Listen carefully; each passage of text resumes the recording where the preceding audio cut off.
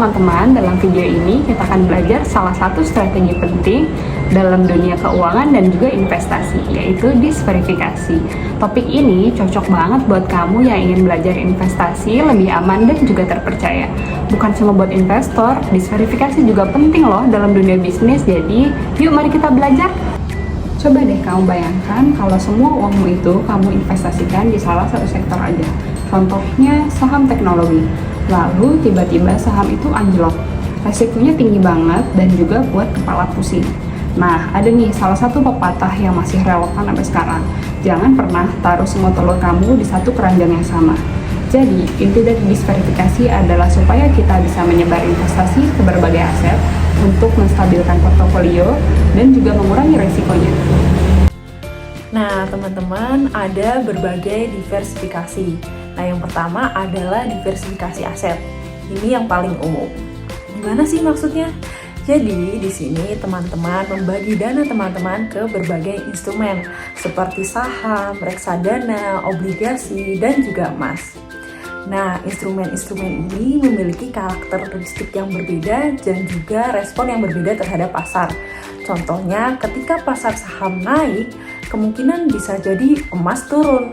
Nah, lalu apa sih keuntungannya? Tentu saja, jadi keuntungannya adalah kita meminimalisir resiko yang ada.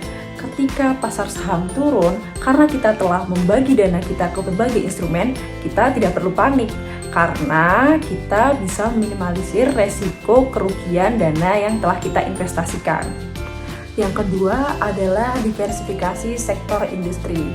Hampir sama dengan diversifikasi aset, namun bedanya di sini teman-teman membagi dana teman-teman diinvestasikan di berbagai sektor yang berbeda seperti teknologi, perbankan, industri pangan, dan lain sebagainya. Untuk tujuannya juga masih sama dengan diversifikasi aset, yaitu untuk menyebar resiko. Karena biasanya sektor satu dengan sektor yang lainnya itu tidak naik dan turun secara bersamaan. Contohnya ketika sektor teknologi sedang turun, bisa jadi sektor pangan sedang naik daun, seperti itu. Hal ini juga berlaku pada sebuah bisnis. Biasanya, bisnis yang hanya bergantung pada salah satu produk saja akan lebih rentan dibanding dengan bisnis yang memiliki produk dan juga segmen pasar yang berbeda. Biasanya cenderung lebih stabil. Yang ketiga adalah diversifikasi geografis. Kamu menyebarkan investasi ke beberapa negara atau wilayah. Strategi ini penting karena kondisi ekonomi, politik, sosial, dan regulasi di setiap negara itu berbeda-beda, sehingga potensi resiko pun bisa disebar. Misalnya, ekonomi Amerika Serikat sedang turun atau mengalami perlambatan akibat kebijakan moneter yang ketat. Ekonomi Asia Tenggara seperti Indonesia dan Vietnam sedang bagus karena faktor demografis dan konsumsi domestik yang kuat. Dengan menempatkan sebagian di pasar maju dan sebagian di pasar berkembang, itu akan mengambil manfaat siklus ekonomi yang lebih baik. Kini, akibat kemajuan teknologi keuangan, akses terhadap instrumen global itu lebih mudah dan terjangkau. Banyak platform investasi modern yang menyediakan fitur untuk membeli saham luar negeri, reksadana global, dan ETF internasional atau bahkan aset berbasis mata uang asing. Kemudian, berikutnya adalah diversifikasi berdasarkan waktu investasi. Ini adalah pendekatan yang mempertimbangkan kapan kamu masuk ke pasar. Pasar keuangan itu sifatnya fluktuatif, harga naik dan turun seiring waktu. Tanpa strategi yang bijak, investor bisa terjebak membeli harga di puncak atau menjual saat panik di harga yang rendah. Maka dari itu, strategi ini penting untuk mengurangi resiko. Salah satu metode yang paling populer adalah dollar cost averaging, yaitu berinvestasi secara rutin dalam jumlah tetap tanpa memperhatikan kondisi pasar. Dengan strategi ini, kamu membeli lebih banyak unit saat harga rendah dan lebih sedikit saat harga tinggi, sehingga dalam jangka panjang kamu memperoleh harga yang lebih stabil. Saat ini, strategi ini mendorong kedisiplinan dan konsistensi, dua hal yang lebih penting daripada kemampuan untuk sekedar menebak ke arah pasar. Bayangkan misalnya kalian punya modal untuk investasi 10 juta.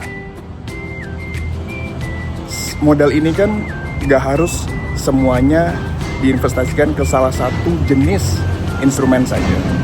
Misalnya 40%-nya bisa kalian investasikan misal ke saham, 30%-nya ke reksadana, 20%-nya misal ke emas, dan 10% lainnya misal bentuk investasi yang lain. Dengan kondisi ini, katakanlah suatu hari pasar saham harganya nggak stabil, naik turun.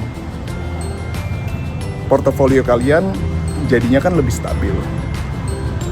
Yang perlu diingat, diversifikasi investasi ini bukan masalah mencari keuntungan sebesar-besar ya, tetapi memastikan investasi masa depan bisa lebih stabil dan lebih aman.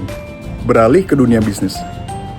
Bisnis yang melakukan diversifikasi, yang mana sumber pemasukannya nggak cuma satu, ada lebih dari satu potensi keuntungan, ini lebih bisa menghadapi perubahan pasar, apalagi in this economy.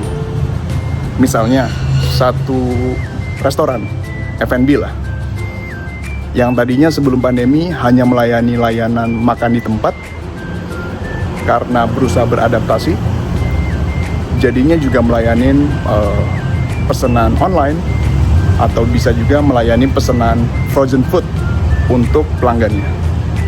Nah, diversifikasi bisnis seperti ini, yang mana sumber keuntungannya, sumber pemasukannya punya lebih dari satu, ini bisa lebih beradaptasi saat terjadi gejolak pasar.